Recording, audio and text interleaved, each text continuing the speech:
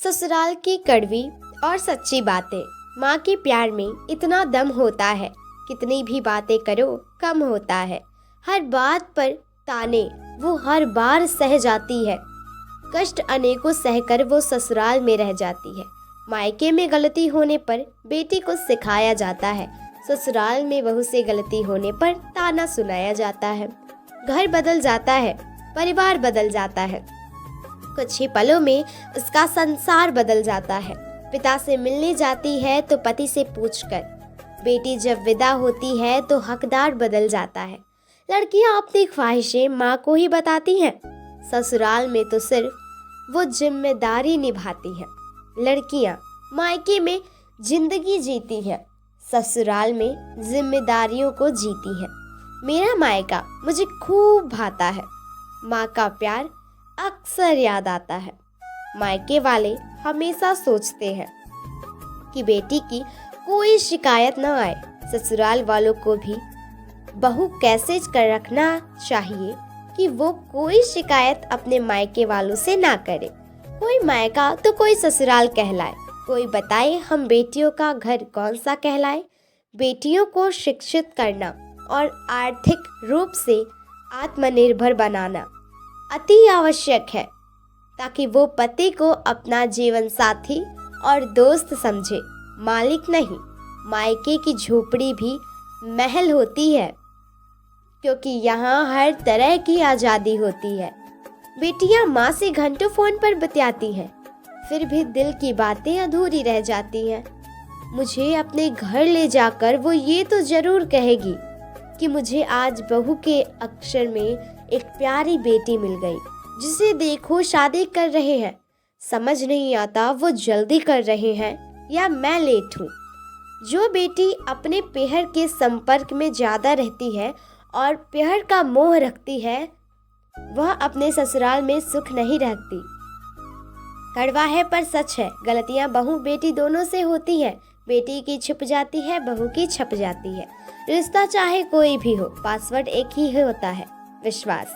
एक बेटी ने अपने माँ पिता से कहा, नहीं चाहिए धन और दौलत पापा, न ही बंगला कार चाहिए, मिले जहाँ भरपूर प्यार और इज्जत, बस ऐसा ससुराल चाहिए। नहीं चाहिए हीरे मोती पापा, न सोने का हार चाहिए, जहाँ न मिले बात बात पर, बस ऐसा ससुराल चाहिए। क्या करूँगी ऐसे बड़े घर का, जहाँ लोगों का मन हो कड़ भर का। सह लूंगी भले ही अपना अपमान, पर जहाँ न हो आपका सम्मान। बोलो ऐसे घर में मैं कैसे रह पाऊंगी, आपका अपमान पापा में तो न सह पाऊंगी। इसलिए पापा इतनी सह मेरी हसरत, जिन लोगों को हो हमारे ही समान है, बस ऐसा ससुराल चाहिए। पराई होकर भी पराई नहीं होती, शायद इसलिए कभी भी पिता से हंसकर बेटी की विदाई नहीं होती।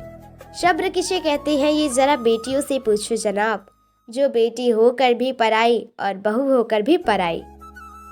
मिलना बिछड़ना दुनिया की रीति है, इस रीति को खुशी से निभाते रहो।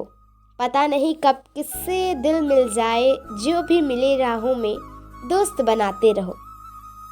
आंखों के आंसू को समझाता वो मोती, व्याकुल होता है पिता जब बिटिया है रोती। हृदय विदारक विदाई की बेला है होती, काश बाबुल की लाडो पराई ना होती। समझ में नहीं आता कि मायका और ससुराल में इतना अंतर क्यों होता है। मायके में लाख गलतियां करने पर भी बेटियां रानियों की तरह रहती हैं। ससुराल में लाख अच्छा कर लो, फिर भी बहुओं में कमियां ही दिखती हैं। माँ बाप के जीते जी मायका बेटी का और हर बात पर ताने वो हर बार सह जाती है, कष्ट अनेकों सहकर वह ससुराल में रह जाती है। कुछ रिश्तों का बोझ है, कुछ संस्कारों का असर है। एक अकेली बहू पर ससुराल के सारे ताने बेअसर है। बचपन की यादें तो मायके से ही जुड़ती हैं, जहाँ बेटियों की ख्वाहिशें पंख लगा के उड़ती हैं। जिंदगी का बड़ा अजीब ताना बना है, मेरी भी कहानी एक फसाना है। आंखों में अक्सर भर जाते हैं इश्क, मायके की याद तो महज एक बहाना है। लौटी हूँ ससुराल से वापस, होठों पर मुस्कुराहट आई है। बड़े दिनों बाद माँ पापा को देखकर खुशी से आंखें भर आई हैं। मायके में कोई गलती हो जाए तो बेटियां समझाया जाता है, ससुराल में बहू से गलती हो जाए तो खूब ताना सुनाया जाता है। लड़कियां चिड़िया होती हैं पर पंख नहीं होते। लड़कियों के मायके ससुराल भी होते हैं पर घर नहीं होते। लड़कियों के मायके वाले कहते हैं ये बेटी है तो पराई है, ससुराल वाले कहते हैं ये तो पराए घर से आई है। ये भगवान, अब तू ही बता ये बेटियां किस घर के लिए बनाई है। बेटी कब बन गई बोझ ये तो वो कहाँ समझ पाई है। सुना था दुनिया कहती है बेटी पराई, आज अपनों ने वो प्रीत निभाई है। आंखों में आंसू दिल में दर्द छुपाई है, पूछ रही वो खुद से ओ विधाता तूने बेटी मुझे क्यों बनाई है। बचपन से कहते आए जिसे अपना ये कैसे रीत निभाई है। बेटी तू बन गई बोझ सुनकर आंखें भर आई है। ससुराल में जब हिचकियाँ आने लगती है तो मायके की याद बड़ी सताने लगती है। जब ससुराल में दिक्कतें बढ़ जाती हैं तो बात बात पर मायके की याद आती है। माँ बाप के घर में ही लड़की मेहमान हो जाती है। 7 फेरों के बाद जिंदगी भी हैरान हो जाती है। हर लड़की के लिए खास होता है उसका मायका, जैसे मेवों से बनी खीर में हो केसर का जायका। लड़कियां मायके में जिंदगी जीती हैं, ससुराल में जिम्मेदारियों को जीती हैं। माँ बाप का प्यार पवित्र और साफ होता है, इसलिए मायके में हर गलती माफ होता है। मायके की झोपड़ी भी महल होती है क्योंकि हर तरफ की आज़ादी होती है। कोई कुछ भी कहे, शादी के बाद मायके की याद खूब सताती है। यहाँ बचपन बीता, माँ बाप ने प्यार से सींचा, यह होता है मायका, जीवन का असली जायका। मायके में जो करती थी शोर छोटी बातों पर भी बड़ा, बहुत ससुराल में बड़ी बातों पर भी चुप्पी लगाते ही देख रही हूँ उसे। एक माँ की असली सच्ची दोस्त उसकी बेटी होती है, और जब वो ससुराल चली जाती है तो एक माँ ही है जो अकेले में बहुत रोती है। भरोसा उसी पर करना जो आपकी 3 बातें समझ सके। मुस्कुराहट के पीछे का दर्द, गुस्से के पीछे का प्यार, चुप रहने के पीछे की वजह। खुदा के घर से भी प्यारी ये दहलीज होती है। मायका वो जगह है जो बेटियों को अजीज होती है।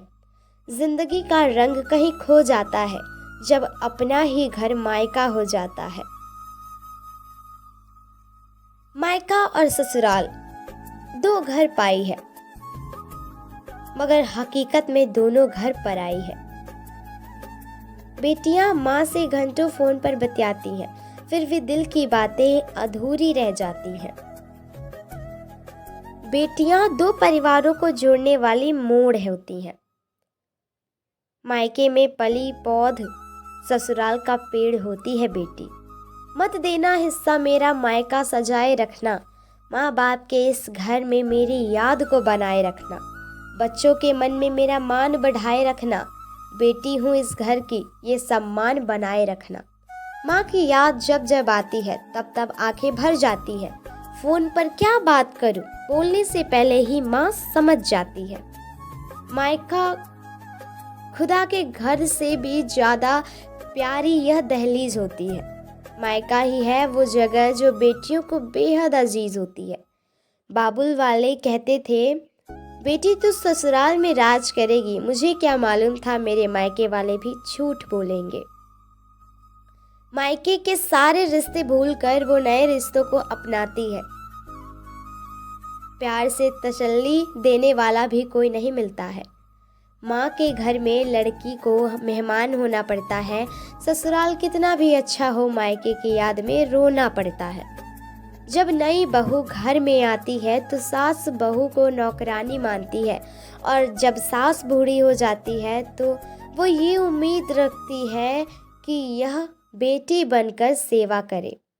एक औरत के हमदर्द सिर्फ 4 मर्द हैं, बाप, भाई, पति और बेटा। बेटी की शादी को देख एक बात याद आती है, साहब फूल कोई लगाता है और महक किसी और का घर जाता है। दोस्तों, कुछ लोग वीडियो को इग्नोर कर देते हैं और अपने जीवन से जुड़ी बेहतरीन जानकारियाँ छोड़ देते हैं। आपसे मेरी प्रार्थना है मेरा मनोबल बढ़ाने के लिए चैनल को लाइक शेयर जरूर करें। अगर चैनल पे नए हो तो हमारे संयोगिता स्टोरी चैनल को सब्सक्राइब करना ना भूलें।